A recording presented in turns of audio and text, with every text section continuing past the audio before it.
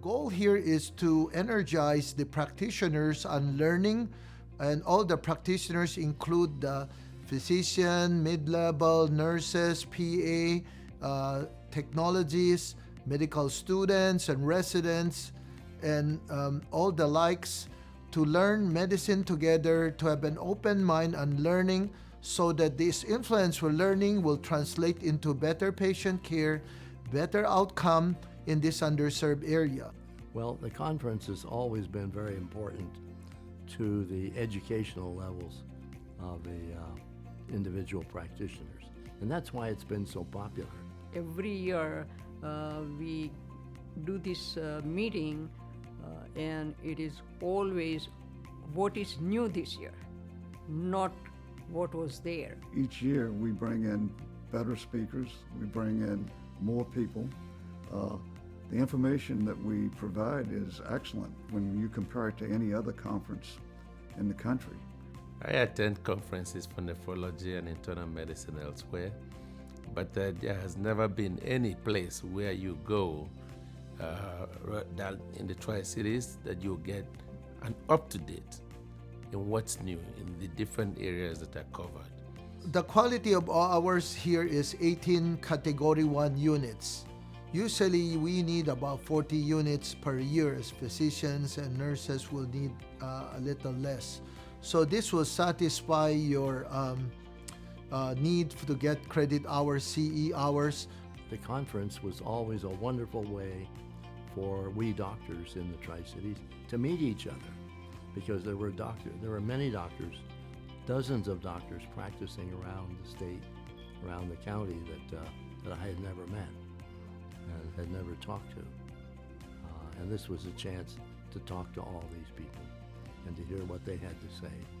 The first day is infectious disease. The second day is going to be one whole day of internal medicine, one whole day of pediatrics.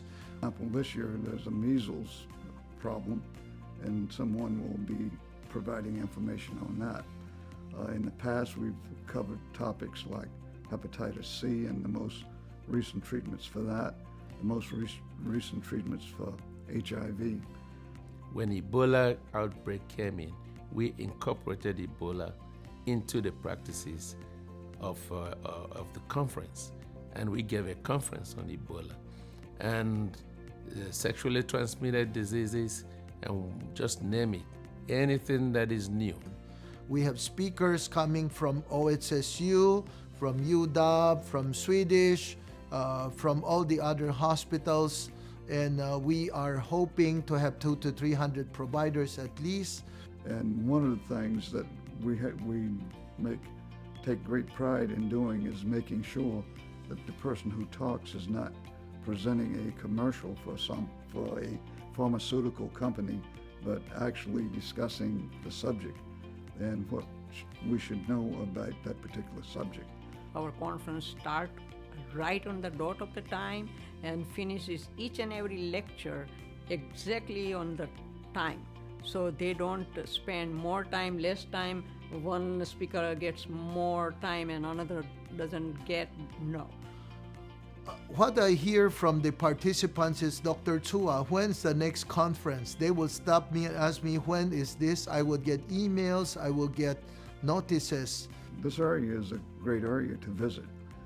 We have wineries in this area, so you can bring your family along and your wife and spend some time in the wineries. There are a lot of recreational activities, fishing for those people who like to fish. And we hope everyone can visit our website.